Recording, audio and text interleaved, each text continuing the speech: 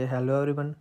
In this video we are going to discuss about cultivation practice for lemongrass.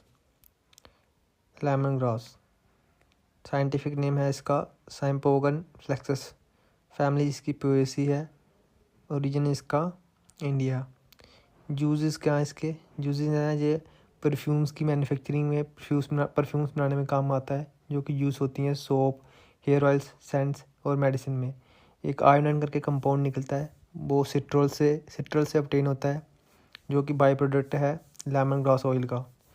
जो हमारे पास ionone है, ये use होता है प्रिपरेशन ऑफ विटामिन ए की प्रिपरेशन में। विटामिन ए को बनाने में काम आता है आयोनोन, और ये यूज़ होता है कन्फेक्शनरी और ल्यूकर्स। कन्फेक्शनरी होती है जितनी स्वीट्स होती हैं उनमें यूज़ होती है, और ल्यूकर्स जितनी भी होती हैं या आयोनोन उनमें यूज़ होता है। ऑयल हमारा जो ऑयल है लेमन ग्रास ऑयल, वो यूज़ होता है flavouring agent in some fishes, flavouring करने में काम आता है सम फिशेस में, और बाइंडर सॉसेस में फ्लेवरिंग एजेंट की तरह यूज़ करते हैं हम इसका। और जो इसका ऑयल यूज़ होता है हेडेक से रिलीफ कर देने में, और टूथ थैचिस में, और डायरेटिक होता है फॉर फीवर। इसकी दो टाइप्स हैं मेन, एक है ईस्ट इंडियन और जिसको बोलते हैं ट्रू लेमन ग्रास भी बोलते हैं। इसका साइंटिफिक नेम है सी फ्लेक्सस। और इसकी जो मेनली जो इससे जो ऑयल ऑब्टेन होता है वो सॉल्युबल होता है अल्कोहल में, और इसको इसके ऑयल को बोलते हैं ईस्ट इंडियन ऑयल। ये मेनली केरला में ग्रो होती है, और इसके जो ऑयल है इसको कोचिन ऑयल भी बोलते हैं, क्योंकि ये पुराने टाइम में कोचिन से शिप होता था। और जो इसके दोनों का सिट्रल कंटेंट है जो सी फ्लैक्सस का, वो है 75 से 86%। जो अदर स्पीशीज है वो हमारे पास है वेस्ट इंडियन लेमन ग्रास और सी सिट्राटस। जो हमारा सी सिट्राटस है, इसको मेनली जो इसका ऑयल स्टार्ट करती हैं वो कंट्रीज हैं। इंडो चाइना में भी एक इसकी ऑयल की स्टेशन होती है। मदगास्कर रीजन हो गया, गुटमाला हो गया, ब्राज़ील हो गया, एंड अदर कंट्रीज़। इसमें जो सिट्रल कंटेंट है इसमें भी 75 से 86% है, और जिसमें जो ऑयल कंटेंट है लो है, क्योंकि इसमें कुछ और अदर एल्डिहाइड प्रेजेंट होते हैं। जो हमारे पास सी फ्लैक्सस है, इसमें जो रेड स्टेम प्लांट और चॉकलेट पर्पल कलर के स्टेम्स होती हैं वो अच्छा ऑयल देती हैं, एज़ कम्पेयर टू जो बाइट स्टेम्ड प्लांट होते हैं वो इतना अच्छा ऑयल नहीं देती हैं। वैराइटीज है हमारे पास सुगंधी, इसको OD19 बोलते हैं, क्योंकि ये लीज हुई है हमारे पास ओडाकाली केरला से।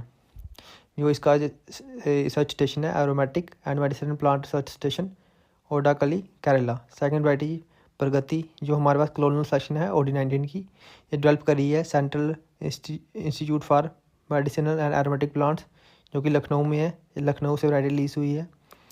ये सूटेबल है नॉर्थ इंडियन प्लेन्स में, और जो ट्राई बेल्ट्स हैं ट्रॉपिकल सब ट्रॉपिकल क्लाइमेट्स के। जो अदर वैरायटी हमारा परमान, जो कि टेट्रावलेट वैरायटी है, ये क्लोनल सिलेक्शन है सी पेंडुलस की, इसको बोलते हैं। ये लीज हुई है हमारे CIMP लखनऊ से।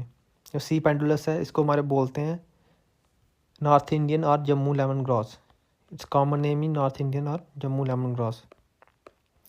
अदर वैरायटीज हमारे पास RRL16, जो सी पेंडुलस से ही निकली है, और ये डेवलप करी है RRL जम्मू, और ये इसको जम्मू लेमन ग्रास भी बोलते हैं। जो इसी की P25 है, ये भी RRL जम्मू ने डेवलप करी है।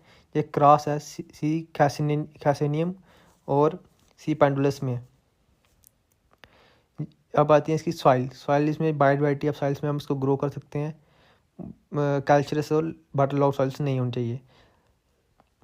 सैंडी लूम्स और रेड सॉइल में भी हमें इसको ग्रो कर सकते हैं, बट उसमें मैनुअर अच्छा अमाउंट में होना चाहिए। क्लाइमेट, जो बाहर में ह्यूमिड क्लाइमेट में अच्छा ग्रोथ करती है। इसको प्लेंटी ऑफ सनशाइन चाहिए। रेनफॉल वेल डिस्ट्रीब्यूटेड रेनफॉल चाहिए, 200 से 250 centimetre per annum. Altitude 100 to 1200 metre के बीच में ये ग्रो होती है। इसकी प्रोपोगेशन कर सकते हैं बाई सीड्स। वेजिटेटिव प्रोपोगेशन भी होती है इसमें, और रूटेड स्लिप्स भी यूज़ होते हैं फॉर प्रोपोगेशन। रूटेड स्लिप्स पर सीडलिंग प्रेफर करते हैं क्योंकि इसकी क्वालिटी और जील्ड और ग्रोथ इसकी अच्छी होती है। जो डायरेक्ट सीडलिंग वाली होती है वो मेनली ग्रो होती है। डायरेक्ट सीडलिंग हम मेनली वाइडली यूज़ करते हैं फॉर कल्टीवेशन इन प्लेन्स। जो सीड रेट है फॉर डायरेक्ट सोइंग वो है 20 to 25 kilogram per hectare. Seed को क्योंकि इससे सीड बड़े लाइट वेट में होते हैं तो इसको हम ड्राई सैंड के साथ मिक्स करते हैं 1:3 रेशियो। नर्सरी रेजिंग करने के लिए 100 metre area is enough for raising 1 hectare crop. Raised nursery bed हम इसके लिए बनाते हैं जिनकी विड्थ होती है 1 से 1.5 मीटर और लेंथ अकॉर्डिंग टू फील्ड हम रख सकते हैं। सीड रेट होता है for nursery raising 3 to 4 kilogram पर 100 मीटर, जो कि 1 हेक्टेयर के लिए इनफ है। सीड कलेक्ट करते हैं हम जनवरी से फरवरी में और सो करते हैं नर्सरी में अप्रैल से मई में। ट्रांसप्लांटिंग करते हैं हम रेस्ड बेड्स में इसकी ट्रांसप्लांटिंग करते हैं जिनकी विड्थ 1 से 1.5 मीटर होती है और लेंथ अकॉर्डिंग टू फील्ड हम रख सकते हैं। ट्रांसप्लांटिंग इसकी करते हैं बेड्स में और इनकी ब्रेथ होती है 1 से 1.5 मीटर और लेंथ हम अकॉर्डिंग टू फील्ड रख सकते हैं। स्पेसिंग जनरली रखते हैं 30 to 50 centimetre between beds. 50 to 70 days old seedling हम ट्रांसप्लांटिंग के लिए सेलेक्ट करते हैं और इनकी ट्रांसप्लांटिंग करते हैं during monsoon May June, in the month of May June. Spacing रखते हैं 30 to 30 सेंटीमीटर, जहाँ 60 into 45 सेंटीमीटर या 90 सेंटीमीटर इंटू 60 सेंटीमीटर। जो 30 to 30 सेंटीमीटर है जो हम वहाँ यूज़ करते हैं जहाँ पे प्लांट की ग्रोथ अच्छी नहीं होती है। जहाँ पे ज़्यादा अच्छी प्लांट ग्रोथ होती है वहाँ पे हम 60 सेंटीमीटर इंटू 45 सेंटीमीटर, जहाँ 90 सेंटीमीटर इंटू 60 सेंटीमीटर पे स्पेसिंग रखते हैं। ये मेनली जो स्लिप्स यूज़ करते हैं हम प्रोपोर्शनली में, उनमें भी हम स्पेसिंग 19 to 60 सेंटीमीटर रखते हैं। और जहाँ पे लैंड फर्टाइल होती है जहाँ नॉर्थ इंडियन कंडीशन में 90 सेंटीमीटर इंटू 60 सेंटीमीटर की स्पेसिंग रखते हैं। मैन्योर एंड फर्टिलाइज़र, ये एक एग्जॉस्टिक क्रॉप है, इसको हाई अमाउंट ऑफ फर्टिलाइज़र चाहिए होते हैं। 275 किलोग्राम नाइट्रोजन चाहिए होती है, 25 kilogram phosphorus and 175 kilogram potassium चाहिए होता है इसको पर हेक्टेयर। पर एक साल में इसको इतना अमाउंट ऑफ फर्टिलाइज़र चाहिए होता है per hectare per annum. 2 ton leaf चाहिए होते हैं कम्पैक्ट, और 2 टन वुड एश चाहिए होती है अगर इसको हम अप्लाई करते हैं ड्यूरिंग पेड फॉर्मेशन। और जो हमारे पास इंटरकल्चर ऑपरेशन है इसमें वो है अर्थिंग अप करते हैं हम आफ्टर 4 month ऑफ प्लांटिंग, और इसको 2 से 3 वीडिंग चाहिए होती हैं। वीडिंग के लिए हम डाईयूरान यूज़ कर सकते हैं 1.5 kilogram active ingredient per hectare.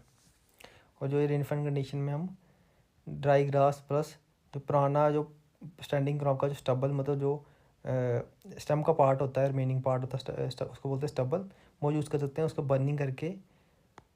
Burning से हम प्रिवेंट कर सकते हैं बाइट एंड की अटैक को। जिसको हम ड्राई ग्रास और स्टबल को बर्न करते हैं मानसून आने से पहले बाइट एंड के अटैक से बचाने के लिए, और ये रिजुमिनेशन ऑफ ओल्ड क्लम्प में भी हेल्प करता है। पुरानी हमारे पास स्टेम होगी उसकी रिजुमिनेशन में भी हेल्प करेगा। इरीगेशन करते हैं, अल्टरनेट डे इरीगेशन करते हैं। अगर प्लांटिंग के बाद बारिश नहीं होगी तो अल्टरनेट इरीगेशन करेंगे एक मंथ के लिए। अगर ऐसे इसको जनरल 4 से 6 इरीगेशन चाहिए होती हैं, स्पेशली ड्यूरिंग हार्टर मंथ फरवरी से जून में नॉर्थ इंडियन कंडीशंस में। हार्वेस्टिंग जो है कि हार्वेस्ट यील्ड है इसकी, जो हार्वेस्टिंग के बाद इसकी यील्ड आती है वो है 15 टन पर हार्वेस्ट, और ऑयल यील्ड है वो 350 से 400 किलोग्राम पर हेक्टेयर, जो कि सेकेंड ईयर के बाद इतनी यील्ड मिलती है, ऑयल यील्ड मिलती है हमें। और फर्स्ट हार्वेस्टिंग करते हैं आफ्टर हम 90 डेज, और ये एक पेरिनियल क्रॉप है, अच्छी यील्ड देता है अप टू 5 ईयर्स। और इसकी हम हार्वेस्टिंग करते हैं भाई cutting the grass 10 centimetre above ground level. First year में हम 3 कटिंग करते हैं और बाद में हम जैसे जैसे अच्छी ग्रोथ होती है प्लांट्स की, उसमें हम 5 से 6 कटिंग्स लेते हैं। हार्वेस्टिंग इसकी चलती है मई से एंड ऑफ जनवरी तक इसकी हार्वेस्टिंग चलती है। तो ये था हमारा आज का lecture. Thank you for watching my video.